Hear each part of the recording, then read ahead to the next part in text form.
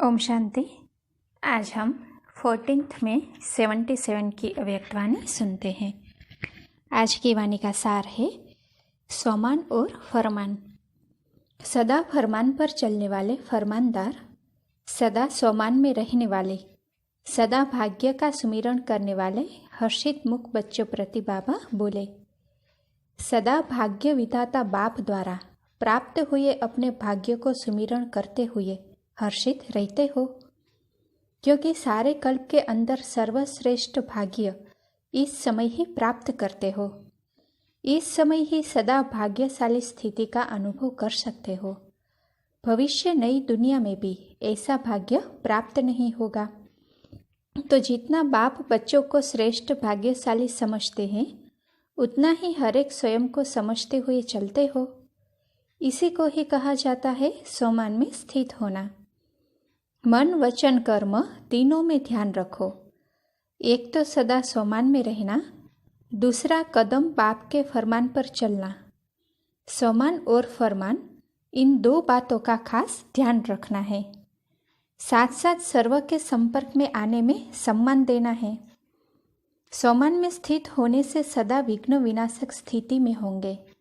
सोमान क्या है उसको तो अच्छी तरह से जानते हो। जो बाप की महिमा है वही आपका सोमान है। सिर्फ एक महिमा भी स्मृति में रखो तो सोमान में स्वतः ही स्थित हो जाएंगे।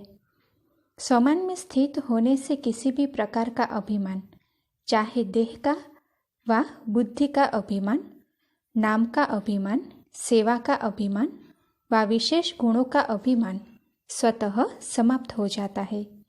इसीलिए सदा विघ्न विनाशक होते हैं। ऐसे सोमान में स्थित होने वाला सदा निर्माण रहता है। अभिमान नहीं लेकिन निर्माण। इससे सर्व द्वारा सदा स्वतः ही सदा मान मिलता है। मान लेने की इच्छा से परे होने कारण सर्व द्वारा श्रेष्ठ मान मिलने का पात्र बन जाता है। यह अनादि नियम है।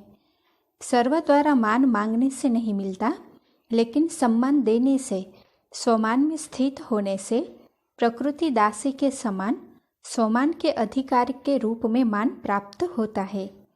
मान के त्याग में सर्व के माननीय बनने का भाग्य प्राप्त होता है। जैसे सोमान में रहने वालों का सिर्फ इस एक जन्म में मान नहीं होता, लेकिन सारे कल्प में आधा कल्प अपने रॉयल राजाई फैमिली द्वारा और प्रजा द्वारा मान प्राप्त होता है और आधा कल्प भक्तों द्वारा मान प्राप्त होता है। इतने तक जो लास्ट जन्म में चैतन्य रूप में अपने प्राप्त हुए मान की प्रारब्ध को स्वयं ही देखते हो। चैतन्य अपने जड़ चित्रों को देखते हो ना, तो सारे कल्प में प्राप्त हुए मान का आधार क्या हुआ? अल्पकाल के विनाशी मान का त्याग, अर्थात सोमान में स्थित हो निर्माण बन सम्मान देना है। यह देना ही लेना बन जाता है। सम्मान देना अर्थात उस आत्मा को उमंग उल्लास में लाकर आगे करना।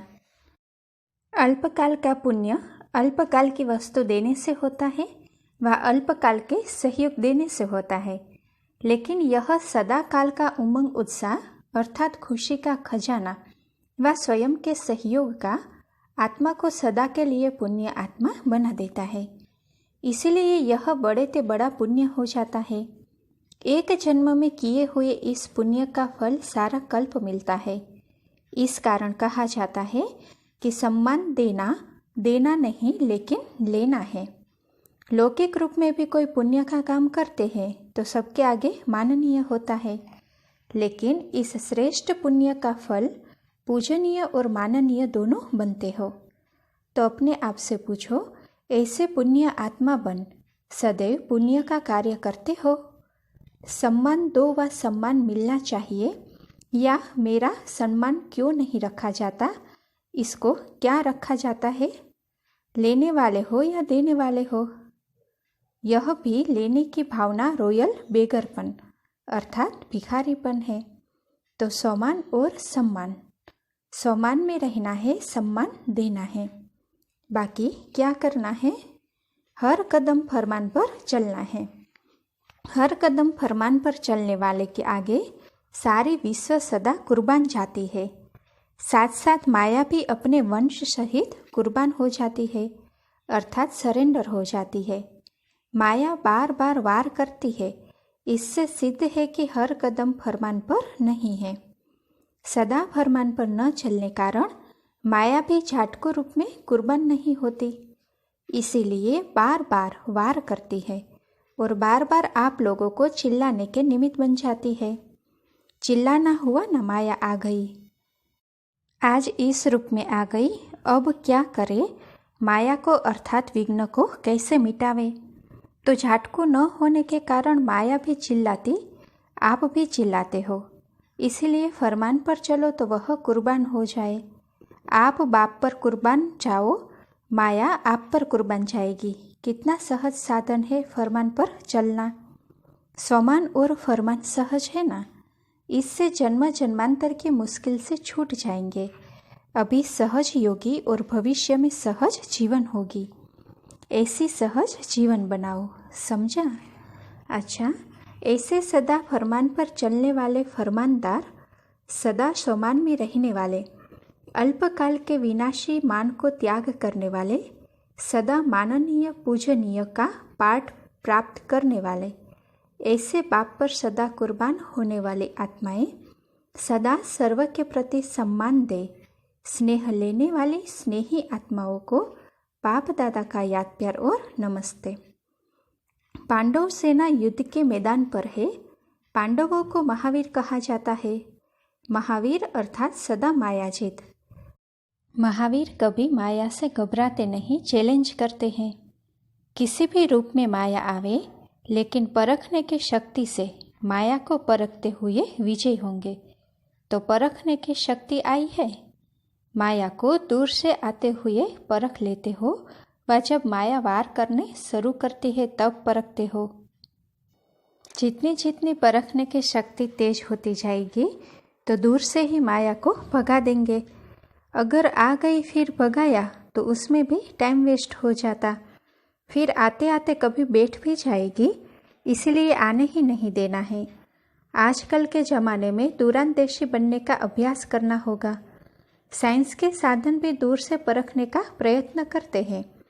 पहले या तूफान आना और उससे बचाव करना, लेकिन अभी ऐसे नहीं है। अभी तो तूफान आ रहा है, उसको जान करके भगाने का प्रयत्न करते हैं। जब साइंस भी आगे बढ़ रही है, तो साइलेंस की शक्ति कितनी आगे चाहिए। दूर से भगाने के लिए सदैव त्रिकालदर्शीपन की स्थिति में स्थित रहो। हर बात को तीनों कालों से देखो। क्या बात है, वर्तमान रूप क्या है, और पहले भी इस रूप से आई थी, और अब जो आई है उसको समाप्त कैसे करें। तो तीनों को देखने से कभी भी माया का वार आपके ऊपर हार खिलाने के निमित्त नहीं बनेगा। लेकिन त्रिकालदर्शी होकर नहीं देखते, वर्तमान को देखते, इसीलिए कभी हार कभी जीत होती, सदा विजयी नहीं होते। त्रिकालदर्शी स्थिति में स्थित रहने वाले से कभी भी माया बच नहीं सकती। अगर बार बार माया का वार होता रहेगा, तो अतीन्द्रिय सुख का अनुभव चाहते हुए भी कर नहीं पाएंगे। जो गायन है अतीन्द्रिय सुख संगम युग का वरदान है। यह और किसी युग में नहीं होता, यह अब का अनुभव है। तो अगर अतीन्द्रिय सुख का अनुभव नहीं किया, तो ब्राह्मण बनकर क्या किया। जो ब्राह्मणपन की विशेषता है, अतीन्द्रिय सुख वह नहीं किया तो कुछ भी नहीं। इसी कारण सदैव यह देखो कि सदा अतीन्द्रिय सुख में रहते हैं। अच्छा, फिर बाप दादा से प्रश्न उत्तर है, वह सुनते हैं। प्रश्न है, अतीन्द्रिय सुख में रहने वालों की निशानी क्या होगी। उत्तर है, अतीन्द्रिय सुख में रहने वाला कभी अल्पकाल के इंद्रिय के सुख की तरफ आकर्षित नहीं होगा। जैसे कोई साहूकार रास्ते चलते हुए कोई चीज़ पर आकर्षित नहीं होगा, क्योंकि वह संपन्न है, भरपूर है। इसी रीति से अतीन्द्रिय सुख में रहने वाला इंद्रियों के सुख को ऐसे मानेगा जैसे जहर के समान है। तो जहर की तरफ आकर्षित होते हैं क्या। ऐसे इंद्रियों के सुखों से सदा परे रहेंगे। मेहनत नहीं करनी पड़ेगी, लेकिन नॉलेजफुल होने के कारण उसके सामने वह तुच्छ दिखाई देगा।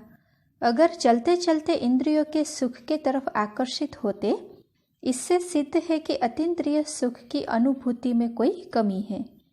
इच्छा है लेकिन प्राप्ति नहीं। जिज्ञासु है, बच्चा नहीं।